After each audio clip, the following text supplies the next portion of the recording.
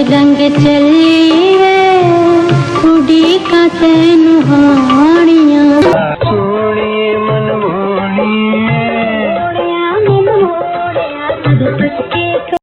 مرزا اور صاحبہ کی کہانی بھی بر صغیر پاک و ہند کی دیگر لوک داستانوں ہیر رانجھا، سونی مہیوال، سسی پنو یا ایک حد تک ماروی کی محبت کی لازوال داستانوں کی طرح ہی سے ہے، جبکہ شیریں فرہاد اور لیلا مجنوں کی محبتوں کی داستانوں کو بھی عام زندگی میں پیش کیا جاتا رہا ہے۔ یہ وہ حقیقی کردار ہیں جنہوں نے محبت کو اپنی جانیں دے کر امر کیا اور محبت کرنے والوں کے لیے مشعل راہ کا کردار ادا کیا۔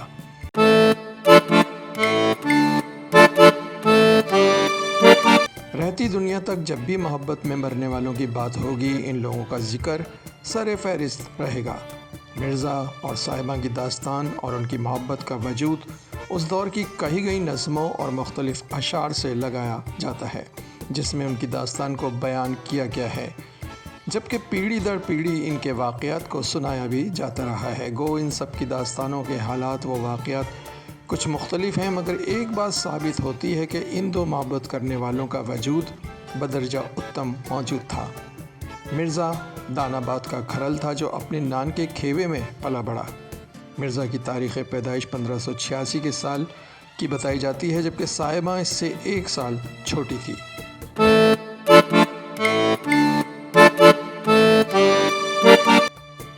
کہانی کے مطابق مرزا اور صاحبہ جو باہم رشتہ دار تھے، مرزا کو اس کے ماما اس کی ماں سے مانگ کر لائے تھے، وہیں وہ ماما کے گھر ان کے بچوں شمیر اور صاحبہ کے ساتھ پل بڑھ کر جوان ہوتا ہے۔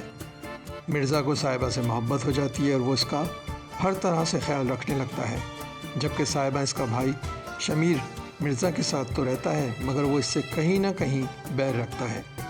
مرزا اپنے نشانہ بازی کے لیے پورے پنڈ میں مشہور تھا۔ اس کا ایک ہتھیار تیر کمان تھا جو ہمیشہ اس کے ساتھ رہتا۔ وقت گزرنے کے ساتھ مرزا اور صاحبہ کی محبت بھی پروان چڑھتی چلی جاتی ہے۔ جب یہ راز کھلتا ہے تو مرزا کو گھر سے باہر نکال دیا جاتا ہے اور یہاں سے ان کی آپسی دشمنی کا آغاز ہوتا ہے۔ صورتحال دیکھتے ہوئے صاحبہ کی ماں صاحبہ کی شادی فوری طور پر برادری میں طے کر دیتی ہے۔ دلہن بنی صاحبہ مرزا کو پیغام بھیجتی ہے کہ اب وہ وقت آ گیا ہے کہ وہ اسے لے کر جائے اور اپنے نام کی مہندی اس کے ہاتھوں پر لگائے۔ مرزا جو جذباتی طبیعت کا نوجوان تھا، فوری طور پر بھری شادی میں اپنی گھوڑی پر پہنچتا ہے اور اسے اٹھا لے جاتا ہے۔ دور پہنچ کر راستے میں وہ رکتا ہے، صاحبہ اسے رکنے سے منع کرتی ہے، مگر تھکا ہارا مرزا سو جاتا ہے۔ ایسے میں اس کا بھائی اور برادری کے لوگ بھی پہنچ جاتے ہیں۔ صاحبہ اس خوف سے کہ مرزا اس کے بھائی کو مار ڈالے گا، اسی خون خرابے سے بچنے کے لیے مرزا کے تمام تیر توڑ ڈالتی ہے۔ مرزا کی آنکھ کھل جاتی ہے اور وہ اپنی کمان ڈھونڈتا ہے اور ٹوٹے ہوئے تیروں کو دیکھتا ہے۔ عین وقت پر حملہ آور اس پر حملہ کر دیتے ہیں اور وہ صاحبہ کے بھائی کے ہاتھوں قتل ہو جاتا ہے۔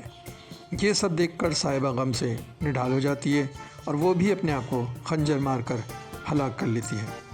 کسی نے لکھا ہے کہ صاحبہ کو گلا گھونٹ کر مارا گیا تھا۔ کئی باتیں ہیں جو اس حوالے سے گردش کرتی سنائی دیتی ہیں۔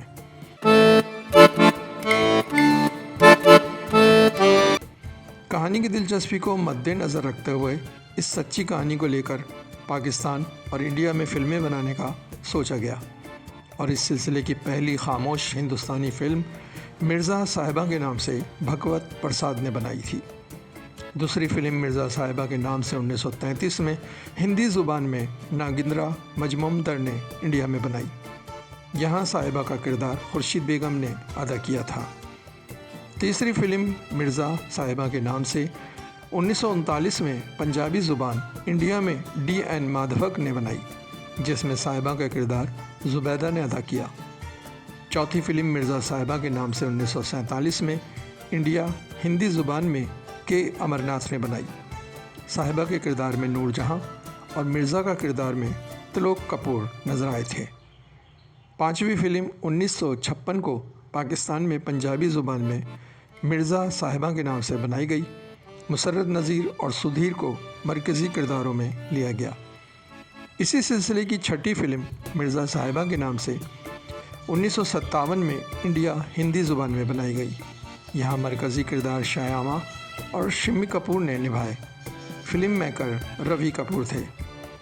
7ویں فلم 1967 میں مرزا جٹ کے نام سے پاکستانی پنجابی زبان میں اعجاز درانی اور فردوس کو لے کر بنائی گئی۔ 8ویں فلم 1982 میں مرزا جٹ کے نام سے پاکستانی پنجابی زبان میں مسعود پرویز کی ڈائریکشن میں بنائی گئی۔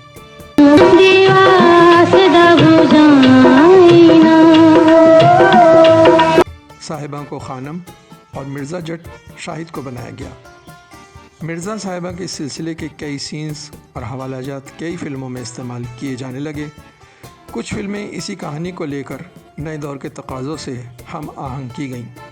ان تمام فلموں میں 2 فلموں نے زیادہ پذیرائی حاصل کی، جن میں بھارت کی 1947 کی نور جہاں اور تلوک کپور کی مرزا صاحبہ تھیں، اور دوسری پاکستان کی 1982 کی خانم اور شاہد کی مرزا جٹ تھی۔